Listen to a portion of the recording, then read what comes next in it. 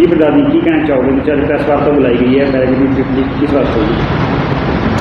देखिए, आज किसानों की एक बहुत बड़ी जीत हुई है और आज जो बीजेपी ने घोषणा की है कि हरियाणा सरकार सभी फसलों को एमएसपी पे खरीदेगी, उसके साथ कोई और घोषणाएं भी साथ में हैं, तो वो एक किसानों की बहुत बड़ी जीत है। क्योंकि हम 2014 से कोर्ट में भी लड़ रहे हैं और दूसरे आंदोलन भी लड़ रहे हैं। 2020-21 में आपको पता है कितना बड़ा आंदोलन किया है और उसके पहले 2008 में भी हमने ये आंदोलन किया था।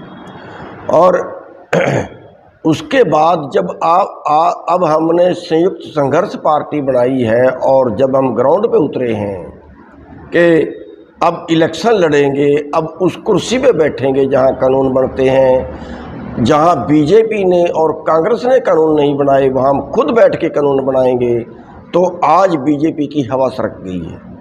और आज बीजेपी ने घोषणा की है कि केंद्र सरकार खरीदे ना खरीदे, हरियाणा सरकार सभी फसलें एमएसपी पे खरीदेगी। दूसरा, हम ये कहना चाहेंगे कि सारी देश की जो पार्टियां हैं, जहां जहां भी किसी की सरकार है, दूसरे प्रदेशों की जहां जहां भी किसी की सरकार है, हर प्रदेश को अपने स्तर पे खरीदनी चाहिए।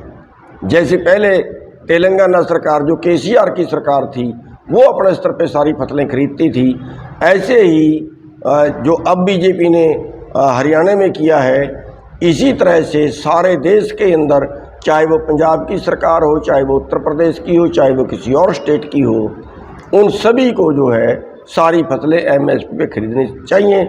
और इसके साथ ही मैं किसानों को बधाई दूंगा कि ये आपकी बहुत बड़ी जीत हुई है। राजनीति में जाने का पहला फल जो है वो आपको मिल गया है, पहली जीत जो है वो आपकी हो गई है। और इसके साथ ही मैं बीजेपी का धन्यवाद भी करना चाहूँगा। मुआवजे को लेकर बात करी है तो किसानों के मुआवजे की बात भी हुई है। 2023 के बाद उनको मुआवजा प्राकृतिक के लिए जो पेंडिंग पड़ा हुआ वो भी दिया जाएगा, इसके बारे में? हाँ, कई घोषणाएं बीजेपी ने आज की हैं, उसके लिए मैं उनका धन्यवाद भी करना चाहूँगा। नहीं, 133 करोड़ माफ़ नहीं है। वो जो पानी का मामला था, जो जैसे कोई पेंडिंग बिल रह जाते हैं, जैसे कोई पेंडिंग मामला था वो था। 133 करोड़ कोई कर्जा माफ़ नहीं है जी, तो वो मामला माफ़ किया है। और वो ऐसे, ये तो छोटे छोटे मैटर होते हैं, लेकिन फिर भी जो किया है वो चुनाव के टाइम में इन्होंने इसलिए कि कोई आंदोलन बाकी ना बचे, कोई इस तरह का मामला कोई ना बचे जिसके लिए लोग लड़ें झगड़ें, उसके लिए उन्होंने किया है। उसके थोड़ा राजनीतिक पार्टियों को होता है, लेकिन उसके लिए हम धन्यवाद दें। कहीं ना कहीं विधानसभा इलेक्शन में लगभग 1 या सवा महीना बचा है, क्या बीजेपी सरकार किसानों को अपने हितों में करने के लिए ये सब घोषणाएं जो? देखिए, किसान उनके हित में नहीं होंगे। किसान के अंदर जो गुस्सा था, अब देखिए तो फिर मतलब ऐसा मामला है ना कि पहले तो पीट दो और फिर उसको गुड़ खिला दो।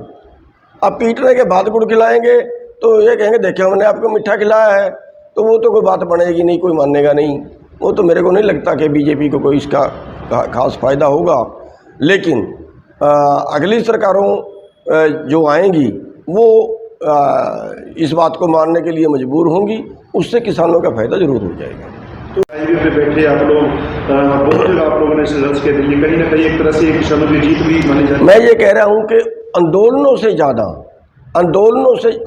में भी इनको वोट का डर होता है। आंदोलन से ज़्यादा डर इनको इस बात का हुआ है जो हमने संयुक्त संघर्ष पार्टी बना ली है और हम चुनाव में उतरे हैं। इनको ये हो गया कि क्योंकि हमने कहा है कि ठीक है ये नहीं एमएसपी देते, हम देंगे भाई, तो वो बात लोगों को टच की है और उसके डर से इन्होंने जो है वो पहले ही घोषणा कर दी है। और मैं इसको हमारी संयुक्त संघर्ष पार्टी की पहली जीत मानूंगा, किसानों की राजनीति में आने के बाद पहली जीत मानेंगे।